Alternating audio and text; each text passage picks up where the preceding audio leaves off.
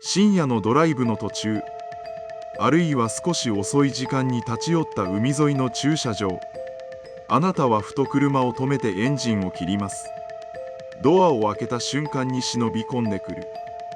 少し冷たい夜の空気と潮の匂い、遠くで鳴る港の重低音が足元の地面をかすかに震わせています。等間隔に立つオレンジ色のナトリウム灯がアスファルトの白線をぼんやりと照らし出し、あなたはその線をなぞるように歩き出します。目指すのは暗闇の中にポツンと浮かび上がるように立っているフェリー乗り場の待合室です。全面ガラス張りのその建物は周囲の暗さとは対照的に眩しいほどの白い光を放っています。近づくと自動ドアが静かに開き、無機質な電子音とともに少し冷ややかな空調の風があなたを包み込みます。そこは安全で清潔な空間です。雨風をしのぐことができ、明るく照らされていて、何も危険なものはありません。それなのになぜか足を踏み入れた瞬間にひどく心細くなり、早く自分の車に戻りたくなることはないでしょうか。明るい場所にいるはずなのに、どこにも隠れられないような落ち着かなさを感じる。見慣れた場所が時間帯によって全く別の顔を見せているような感覚。岩観光察ラジオへようこそ。今夜は深夜のフェリー乗り場の待合室について考えていきます。人の流れが完全に消えた巨大なインフラ空間が持つあの独特の冷たさと不自然さについて一緒に紐解いていきましょう。昼間のフェリー乗り場は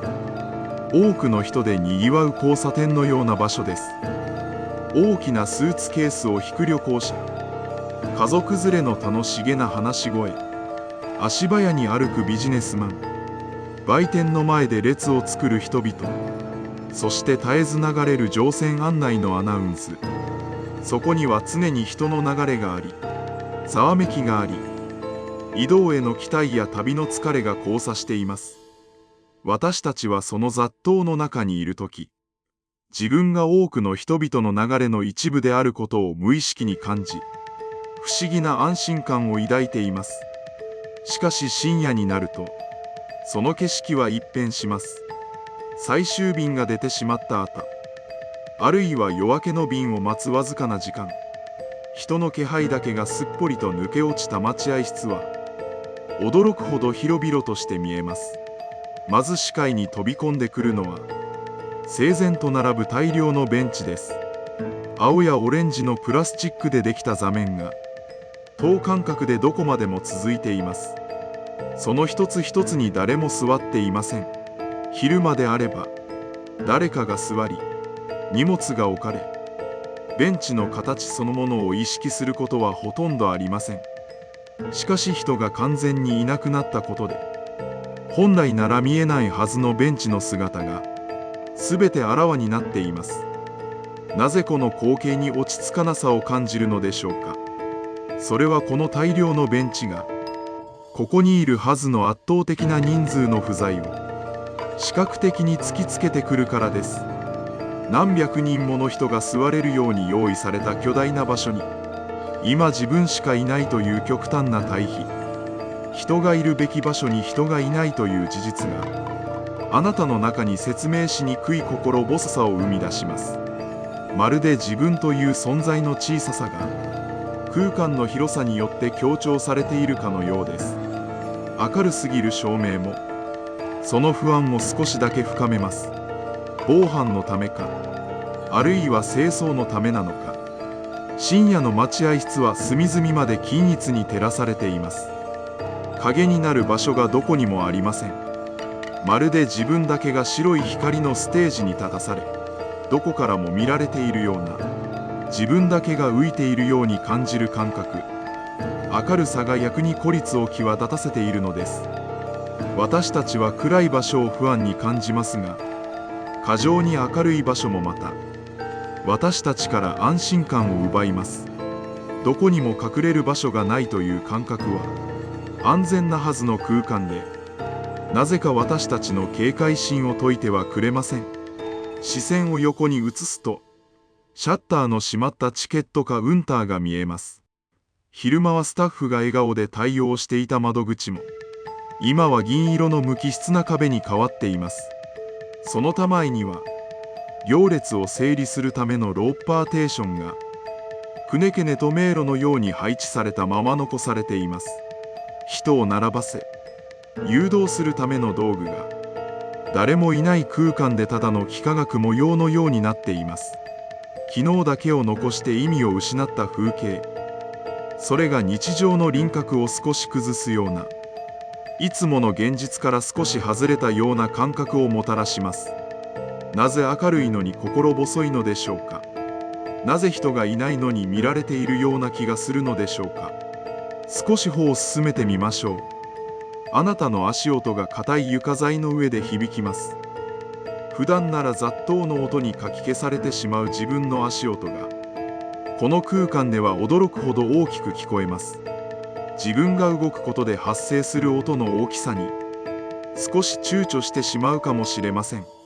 待合室の奥には乗船港へと続く長い通路が口を開けています。昼間なら期待に胸を膨らませた人々が吸い込まれるように歩いていくその場所も、今は固く閉ざされたゲートで遮られています。ゲートの向こう側には暗い海へとのビルボーディングブリッジが、ただ無機質な蛍光灯の光に照らされて続いています。誰も並んでいない改札機のランプだけが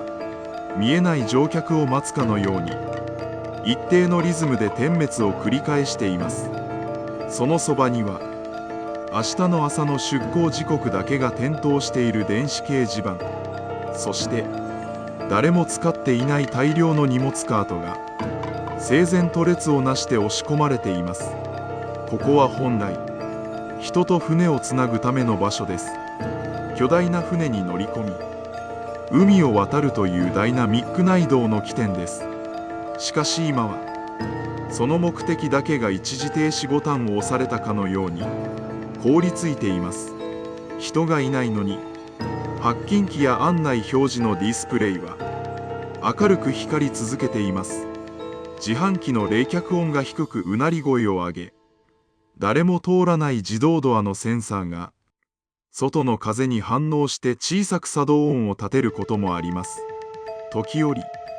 システムによる自動の案内音声が空っぽの空間に向かって響き渡るかもしれません。なぜ機械音だけが残る空間は落ち着かないのでしょうか。それはここが人間のために作られた空間でありながら、人の気配がなくても空間だけが静かに動き続けているような感覚を突きつけられるからです。機械たちはあなたの存在を気にかけることなく、ただプログラムされた通りに動き続けています。空間全体が見えない次の客を待機し続けているような不自然さ、人がいるのに誰もこちらを見ていない孤独感とは少し違う自分という存在がこの場所にとって全く意味を持たないように感じる心細さ。安全な場所のはずなのにここには自分の居場所がないと直感してしまうのです。自販機で温かい飲み物を買ってみます。硬貨を入れるチャリンという音、ボタンを押す乾いた音、カンナがタンと落ちてくる音が不自然なほど静かな空間に響き渡ります。手にした缶の温かさだけが唯一の現実とのつながりのように思えます。太窓ガラスの方へ目を向けてみます。待合室の照明が明るすぎるため、ガラスには室内の様子とあなたの顔がくっきりと鏡のように反射しています。しかしそのガラスの向こう側には圧倒的で巨大な暗闇が広がっています。海面を見ることはできません。しかし絶えず押し寄せる波の低い音がガラスを震わせるように聞こえてきます。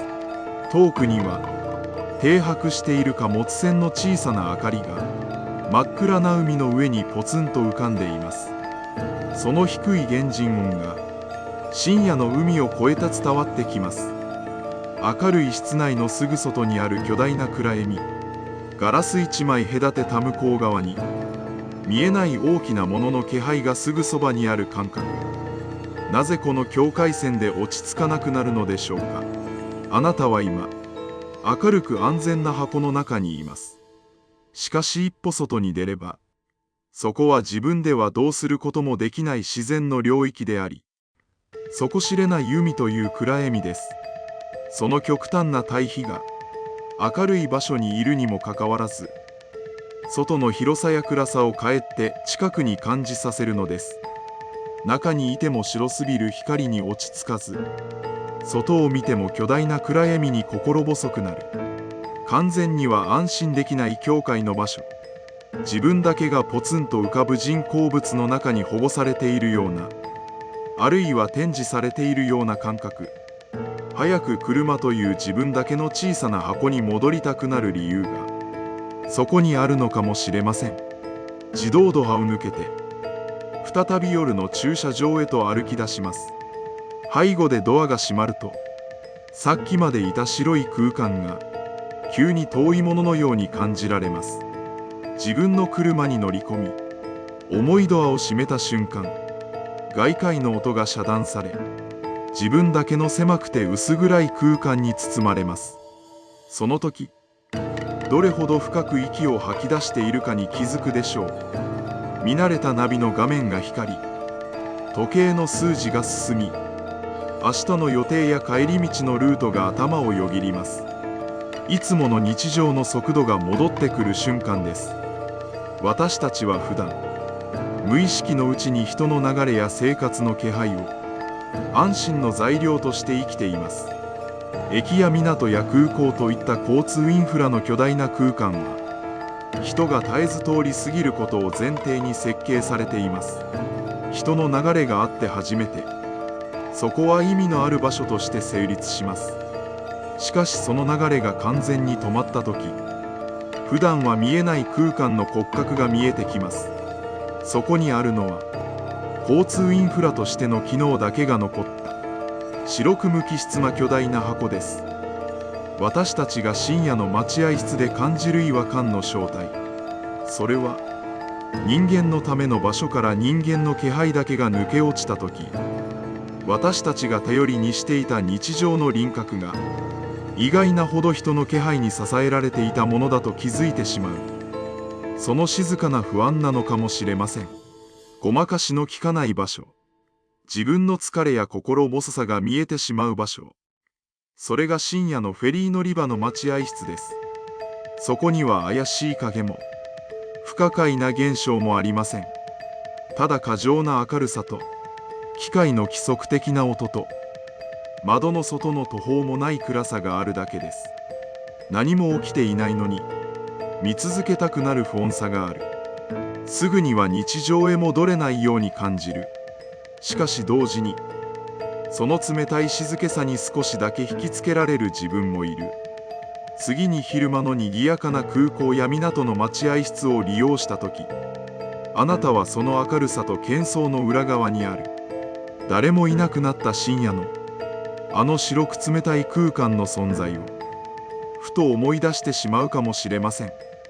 日常の景色が少しだけ違って見える。その感覚を大切にしてみてください。それではまた次の違和感でお会いしましょう。